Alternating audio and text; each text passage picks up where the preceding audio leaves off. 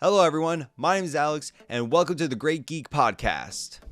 Spider-Man 2 has a chance for winning Game of the Year for 2023, along with Alan Wake 2, Super Mario Bros. Wonder, Don't Know How, Tears of the Kingdom, Baldur's Gate 3, which I would say are the biggest competitors, and Resident Evil 4. But in all truthfulness, I haven't really seen a lot of people talk about Resident Evil 4 that much compared to the other three games. But then again, I followed them differently, so you never know. Now, I would say Spider-Man 2 has a huge chance of winning, but is it as good as people say it is? I honestly think so. But for me personally, I feel like the launch week for Spider-Man 2 was a bit of a letdown compared to the other releases and Spider-Man 2018, because I pre-ordered both and played them both day one, and the experience was definitely a lot different. But what are those experiences, and why do I feel like the launch week of Spider-Man 2 was a letdown? One of the biggest reasons is the glitches.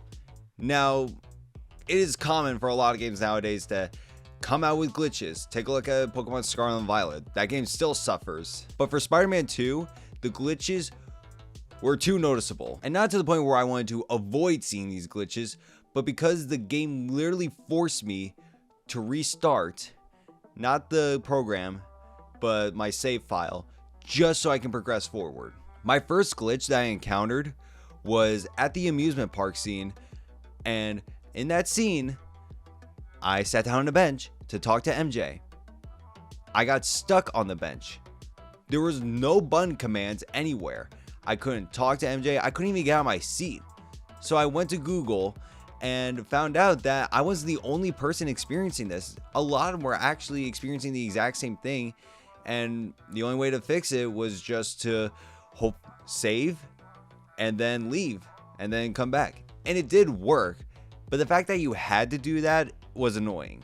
And it wasn't just like a once-time situation, no big deal. I encountered it almost 10 times. I had to progress through the game. I got stuck. I had to restart, and then I was able to continue forward after restarting my save file. That shouldn't be an issue. And the fact that they released this, it shows that they really didn't care that much about the quality assurance. With the amount of game testers they had, I highly doubt that not one of them saw a glitch that made them restart. My safe bet is that they did notice them. They didn't care, and they were like, okay, we'll just fix them in updates. I mean, I think they did. I don't know. I 100% the game. I got the platinum trophy. And you know, I don't have to play it again unless I wanted to play on a harder difficulty. But the fact that that happened, especially when players were like playing the game for hours, like in the first week alone, less than that, the glitches were noticeable. And it was really disappointing.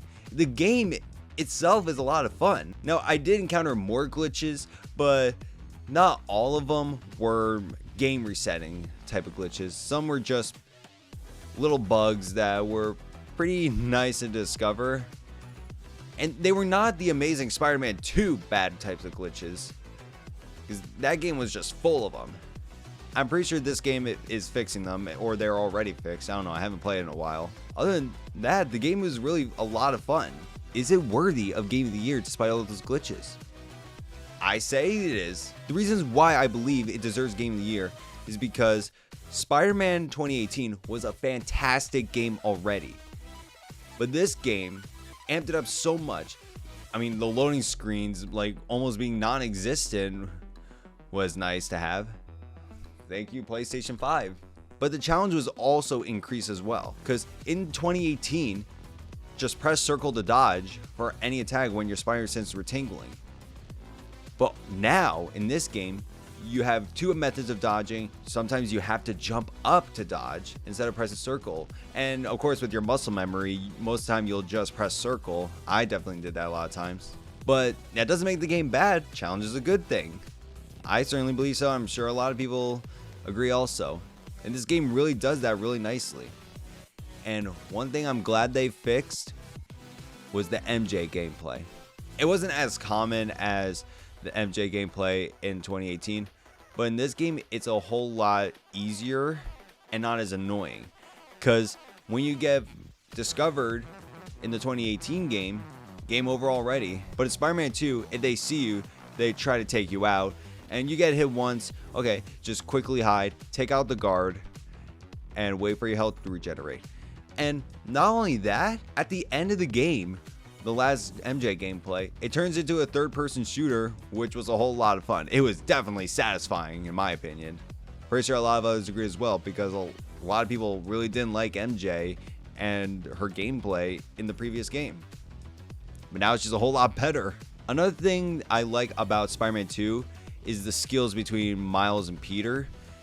Miles having his Venom shock, and Peter having his like robotic spider legs, I think they're called, and the symbiote suit. The symbiote suit was an amazing experience, especially playing as Venom, even though it was very short-lived and only ended after you defeated Kraven.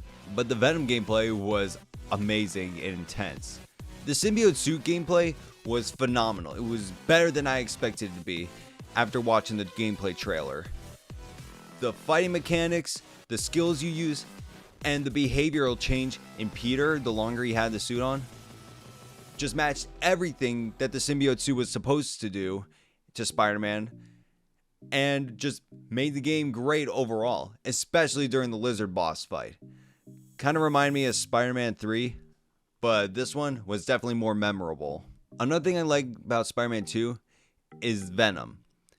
When Venom first shows up, and the mission now becomes to defeat Venom and the symbiotes, it feels like Spider-Man Web of Shadows, one of the best Spider-Man games ever made. I mean, you cannot find a single person that hated it.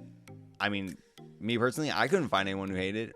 I only know people who loved it. The other Spider-Man villains that you see throughout the game, especially during the side missions, perfect sign for epic DLC.